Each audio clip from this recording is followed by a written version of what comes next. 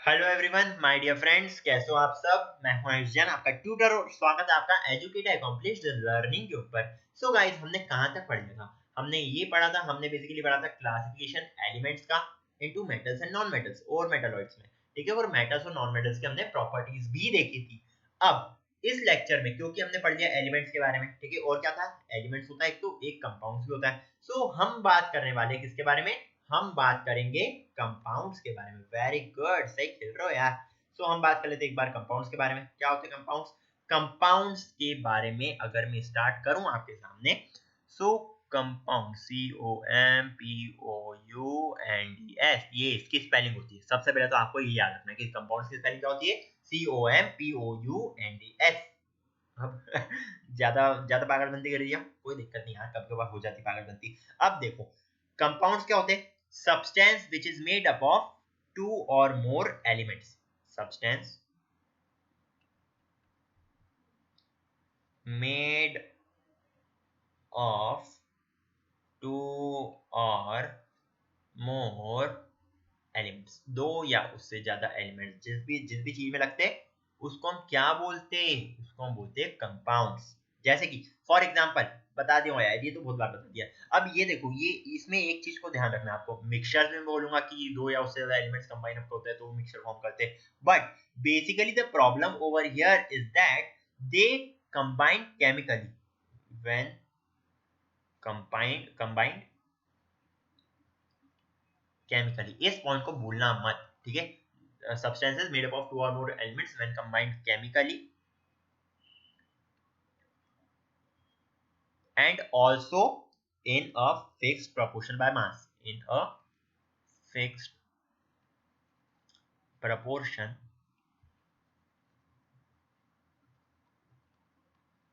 by mass. Note down कर लेना इस चीज को। एग्जाम्पल तो मैं आपको बहुत सारे बता चुका हूँ, जैसे कि कौन कौन से हमारे पास आते हैं, H2O हमारे पास आता है, CO2 हमारे पास आता है, क्या हमारे पास आता है, NO2 हमारे पास आता है, H2SO4। तो बहुत सारे एग्जाम्पल मैं आपको बता चुका हूँ, फिर से नोट डाउन कर दिए, कोई दिक्कत नहीं है। सो ये सब क्या है हमारे पास, ये सब आते हैं हमारे पास कंपाउंड्स। चलो ठीक है। अब देखो, ये कंपाउंड्स को भी हम क्लासिफाई कर सकते हैं, बिल्कुल सही पकड़े हो। Compounds can be also classified.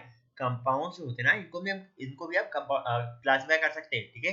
Compounds का क्लासिफिकेशन कैसे होता है, कंपाउंड डीएस कर लेना इसको। कंपाउंड्स का क्लासिफिकेशन होता है बेसिकली किसमें, acids में। okay, so they can be classified as acids, they can be classified as bases, and they can be classified as salts। ठीक है, acids, bases and salts। ये चैप्टर जो पढ़ोगे आप, ये कब पढ़ोगे, ये आप तब पढ़ोगे जब आप क्लास 10th में आ जाओगे, ठीक है। ये चैप्टर, ये पूरा एक चैप्टर है, एसिड्स, बेसिस एंड सॉल्ट्स, ये पूरा एक चैप्टर है which you will study in class 10th। ठीक है, सो अभी मैं इसमें ज्यादा डिटेल में बात नहीं कर रहा हूं। अभी हम देखने वाले क्या, अभी हम देखने वाले हैं प्रॉपर्टीज ऑफ कंपाउंड्स। ठीक है, हम देखने वाले क्या, हम देखने वाले प्रॉपर्टीज ऑफ कंपाउंड्स। एक काम करता हूँ, नेक्स्ट स्लाइड पे कर लेता हूँ इसको। ओके, बहुत बिकॉज हम बहुत सारी प्रॉपर्टीज का डील करेंगे। So I am going to talk about properties of compounds.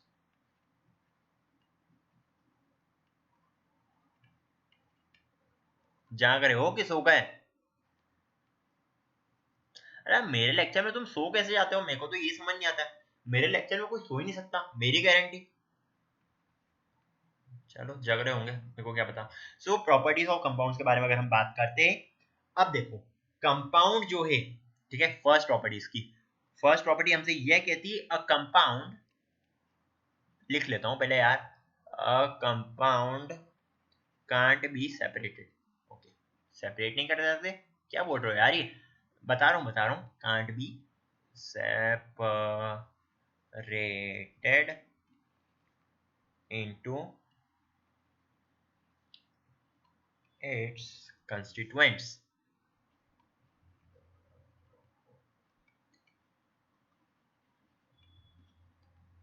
by physical methods।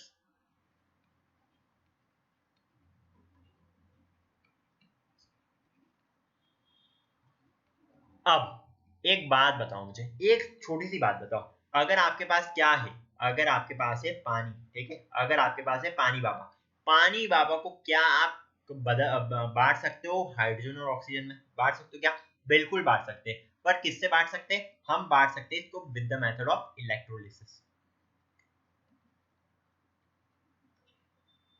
Electrolysis बांट सकते हैं। इलेक्ट्रोलिसिस क्या है? Electrolysis is basically not a physical method, ये एक फिजिकल मेथड नहीं है।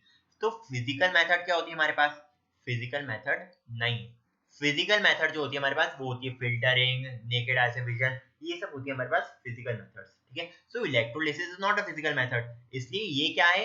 ये बेसिकली हमें मैं बेसिकली ये बताना चाह रहा हूँ कि कंपाउंड जो है वो फिजिकल मेथड से हट नहीं सकते। जैसे कि आप मान लो आपने क्या करा, आपने मिलाया एक ये क्या है आपके पास? ये है आपके पास शुगर, एंड शुगर के ऊपर आपने क्या डाल दिया? कलर कर देता हूँ ताकि आपको और अच्छे से समझ में आ जाए। सो रेड कलर सही रहेगा मेरे हिसाब से। शुगर के अंदर आपने मिला दिया सॉल्ट, ठीक है, दिस इज बेसिकली सॉल्ट, ठीक है। अब आप एक दूसरे को अच्छे से देख पा रहे हो, ठीक है, ये क्या आपके पास? ये आपके पास आ रहा है salt.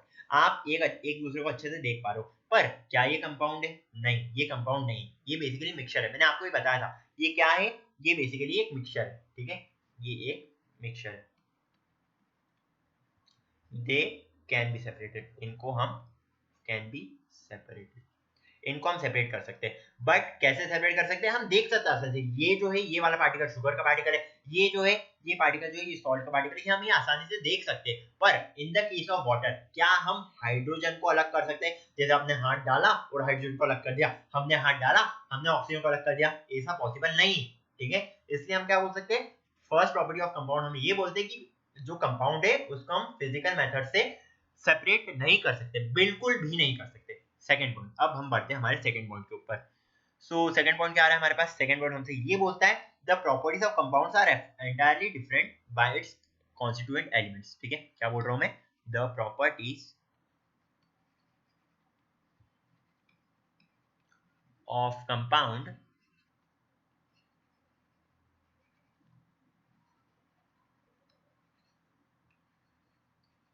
entirely different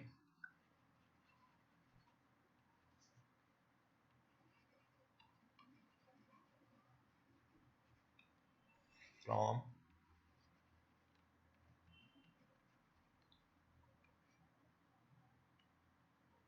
constituent elements. चलो, प्रॉपर्टीज जो होती है ना कंपाउंड्स की वो बहुत ही ज्यादा अलग होती है, ठीक है, फ्रॉम इट्स कंस्टिट्यूएंट एलिमेंट्स। अब देखो कैसे, अगर आप कौन सा कंपाउंड ले रहे हो, अगर आप ले रहे हो पानी H2O, ठीक है, अगर आप ले रहे हो पानी H2O, क्या होता है ये होता है basically first of all it is basically in liquid phase. अगर आप इसको कन्वर्ट कर दो किसमें? हाइड्रोजन और ऑक्सीजन, किससे बनाएंगे? ये बेसिकली बनता है हाइड्रोजन और ऑक्सीजन से, तो इसको एक बार बैलेंस कर लो भले करना हो तो। सो ये बैलेंस इक्वेशन बन गई हमारे पास। सो H2O जो है पानी जो है ये बेसिकली ब्रेकअप होता है किसमें? हाइड्रोजन और ऑक्सीजन में। अब हाइड्रोजन क्या है? हाइड्रोजन एक गैस है। ऑक्सीजन क्या है? ऑक्सीजन भी एक गैस है। पानी किसके काम में आता है? यूज्ड टू क्लियर फायर, क्या बोलोगे आप? पानी को आग को बुझाने के लिए used to clear the fire, देख लेना क्या बोलते हैं हम, ठीक है, used to clear the fire. और ये इसका काम क्या आता है? हाइड्रोजन और ऑक्सीजन किस काम में आते हैं? ये प्लेस करने के काम में आते हैं, ठीक है। अगर हमें आग लगानी है तो हम हाइड्रोजन और ऑक्सीजन का यूज कर सकते हैं। ऑक्सीजन और हाइड्रोजन ये दोनों जो है ना ये आग को बढ़ावा देते हैं। अगर ऑक्सीजन ज्यादा होगा हमारे पास तो आग ज्यादा पुटअप होगी, अगर हाइड्रोजन ज्यादा होगा तो आग ज्यादा पुटअप होगी। तो हम क्या बोल सकते हैं? हम इसमें ये बोल सकते हैं that they are basically used to, क्या बोल सकता हूँ मैं, यूज्ड टू इंक्रीज फायर, ठीक है। देख लेना अपने वर्ड्स में लिख लेना, मुझे अभी वो वर्ड्स याद नहीं आ रहे। सो हाइड्रोजन और ऑक्सीजन का यूज होता है, हाइड्रोजन और ऑक्सीजन का अगर हम यूज करते हैं तो उससे आग ज्यादा लग जाती है, और अगर हम पानी का यूज करते हैं तो आग बुझ जाती है, ठीक है। यहाँ पे या फिर लिख दो आप इससे आग अरे यार हिंदी मुझे आती नहीं है, रुको, हिंदी हिंदी मतलब लिखना नहीं आती है, सो सॉरी फॉर दैट। सो मैं यहाँ पे इंग्लिश में लिख देता हूँ, आग बुझाने के लिए। और ये किसके लिए यूज होता है हमारे पास? ये यूज होता है आग लगाने के लिए। वेरी गुड, समझ गए? अब तो समझ गए होंगे यार, हिंदी में लिखा हुआ तुमने, आग लगाने के लिए। ओके, अब देखो बढ़ते हम आगे। ये दोनों चीजें, ये दोनों प्रॉपर्टीज हमने देख ली, दो प्रॉपर्टीज हमारी हो गई। We are moving towards the third property. Third property of क्या क्या क्या पढ़ रहे हैं हम पढ़ रहे हैं कंपाउंड्स। ठीक है, कंपाउंड की हम तीसरी प्रॉपर्टी देखने वाले। क्या है ये तीसरी प्रॉपर्टी? देखो, एनर्जी जो है, एनर्जी का भी एक रोल होता है। ठीक है, मैं यहाँ पे पहले पॉइंट लिखता हूँ आपके सामने। Energy is usually given out during preparation of compound. ठीक है, एनर्जी जो है,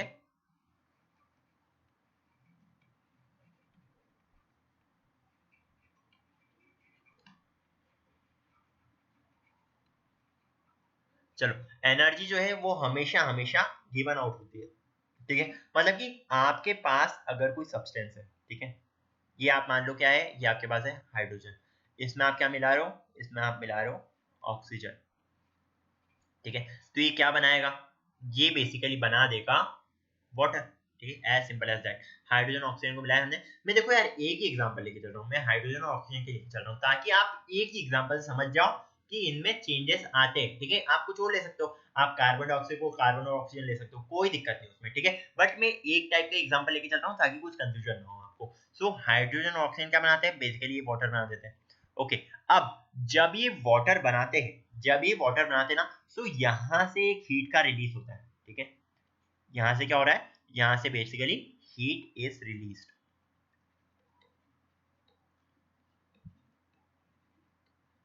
ठीक है, जब भी आप ये केमिकल कॉम्बिनेशन करते हो तो क्या होता है, हीट का रिलीज होता है। Basically energy is given out. ठीक है, एनर्जी या तो गिवन आउट करी जाती है, एनर्जी जो है वो गिवन आउट करी जाती है in the formation of, in the preparation of a compound. And इसी के कारण क्या होता है, ये इसका कन्वर्जन इसमें, this is what, this is basically a chemical change. Because ये जो केमिकल चेंज टेक प्लेस कर रहा है, केमिकल चेंज टेक प्लेस कर रहा है, तो क्या हो रहा है इसमें, एनर्जी इसमें गिवन आउट हो रही है। ठीक है, अब यार पूछोगे कि एनर्जी जो है ये बाहर कैसे निकल रही है, हम तो पानी बना रहे हैं। तो यार हाइड्रोजन और ऑक्सीजन क्या है, ये गर्म गैसेस है, इससे क्या बन रहा है, हमारा हाइड्रोजन बन रहा है। एनर्जी का हमें कंजर्वेशन करना पड़ेगा, एंड बिकॉज हम एनर्जी का कंजर्वेशन करेंगे क्या होगा, हीट रिलीज होगी। बट एक और केस हो सकता है, energy is usually given out during the preparation of compound और it can be absorbed also. ठीक है, कभी कभार कोई कंपाउंड बन रहा है आपका, अगर, और यहाँ पे लिख लो पहले, और can be absorb also.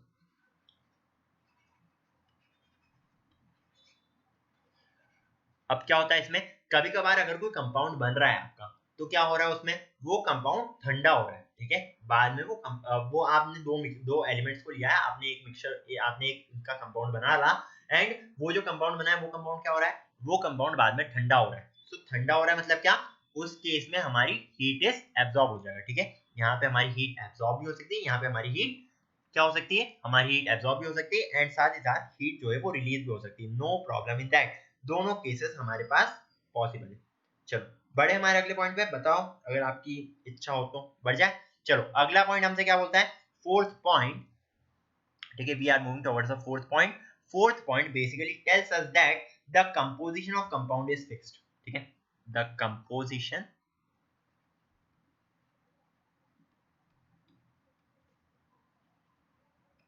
Of compound is fixed.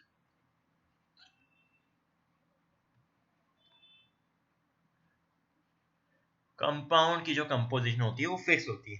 ठीक है, कैसे, मतलब कि सारे के सारे constituents present in a fix proportional balance में। ओके, मींस ऑल कंस्टिट्यूएंट्स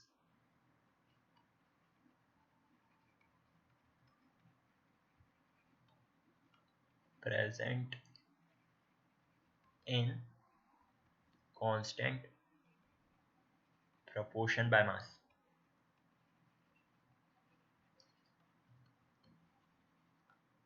जैसे कि देखना, इधर मैं एकदम अच्छे से समझाने वाला हूँ इस चीज को।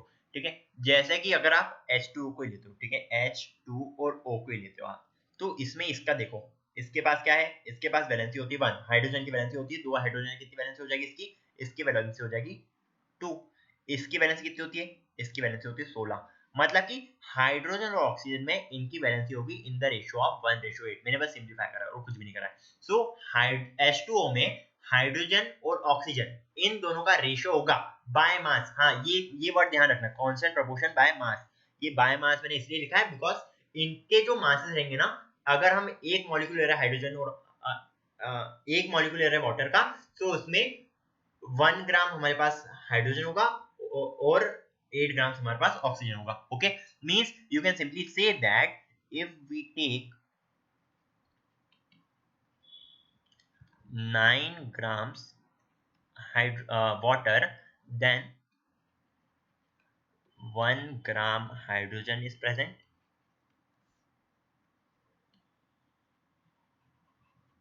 and 8 grams of क्या प्रेजेंट है?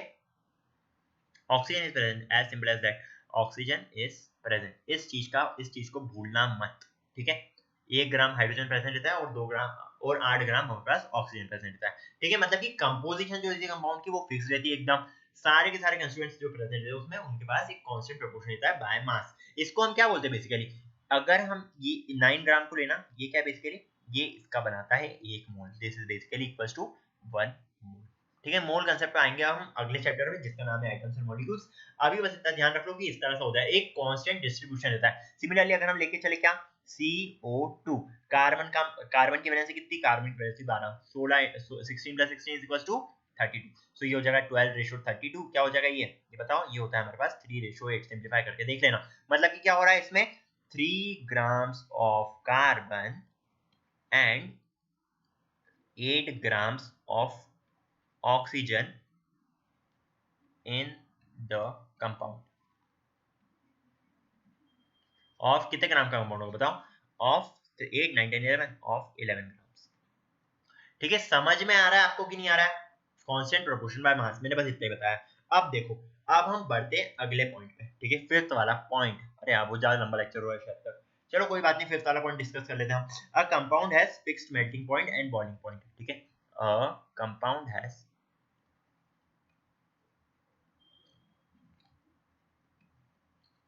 Fixed melting point and boiling point. चलो इसके बाद क्या होता है? इसके पास एक फिक्स्ड मेल्टिंग पॉइंट होता है और इसके पास एक फिक्स्ड बॉइलिंग पॉइंट होता है, ठीक है? मतलब कि कुछ प्रॉपर्टीज जो होती है ना इनके पास फिक्स्ड रहती है, एक्सेट्रा। सो ये पॉइंट मुझे समझाने लायक मुझे लग नहीं रहा है। ओके, सो जैसे कि आप अगर CO2 ले लो, ठीक है? इसका जो MP है और इसका जो BP है, इट विल नेवर चेंज। अरे यार एक सिंपल सा एग्जांपल ले लो, अगर आप पानी ले लो, क्या हो रहा है इसमें? इसका भी एक MP है, इसका भी एक BP है। कितना है बता सकते हो आप? MP इसका है 0 डिग्री एंड इसका BP है 100 डिग्री सेंटीग्रेड। क्या है ये?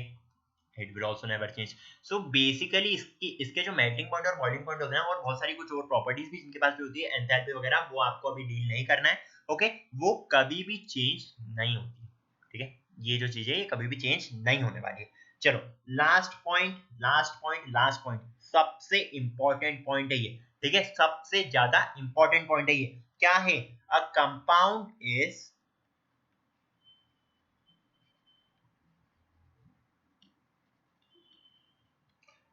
a homogeneous mixture। ओ तेरी की, कैसे? a compound is a homogeneous mixture। कैसे हो गया यार ये कंपाउंड एक होमोजेनियस मिक्सचर कैसे हो गया? देखो यार एक सिंपल सा एग्जांपल लो। आपने क्या लिया? आपने लिया कार्बन, आपने उसमें मिलाया ऑक्सीजन, क्या बन गया? कार्बन डाइऑक्साइड बन गया। क्योंकि कार्बन डाइऑक्साइड बन गया है, तो क्या आप इसमें से कार्बन को, क्या आप इसमें से ऑक्सीजन को, क्या आप इन दोनों को इसमें से सेपरेट कर सकते हो? Can they be separated after the formation of carbon dioxide? नहीं कर सकते हो। होमोजेनियस मिक्सचर क्या होता है? होमोजेनियस मिक्सचर बेसिकली ऐसा मिक्सचर होता है जिसके कंस्टिट्यूएंट्स को आप सेपरेट नहीं कर पाओ। तो क्या हम बोल सकते हैं कि कंपाउंड एक होमोजेनियस मिक्सचर है? बिल्कुल बोल सकते हैं, ठीक है? इसको हम बिल्कुल बोल सकते हैं कि कंपाउंड जो है वो एक होमोजेनियस मिक्सचर है। ओके, कंफ्यूज तो नहीं हो गए? कंपाउंड भी एक टाइप ऑफ होमोजेनियस मिक्सचर है। चलो गाइस, बहुत ज्यादा बड़ा लेक्चर हो गया मैं जानता हूं, पर यार पढ़ाई करी ना तुम लोगों ने, आने वाले एग्जाम में, एग्जाम के लिए तो पढ़ना पड़ता है यार। देखो यार एक चीज बताता हूँ, एग्जाम के लिए मत पढ़ो, नॉलेज गेन करने के लिए पढ़ो, बाकी तुम जानो। Till then see ya, take care and bye bye. हम मिलेंगे हमारे अगले लेक्चर में, जिसमें हम बात करने वाले हैं बहुत सारी अलग अलग चीजों के बारे में। ठीक है, till then see ya, take care and bye bye.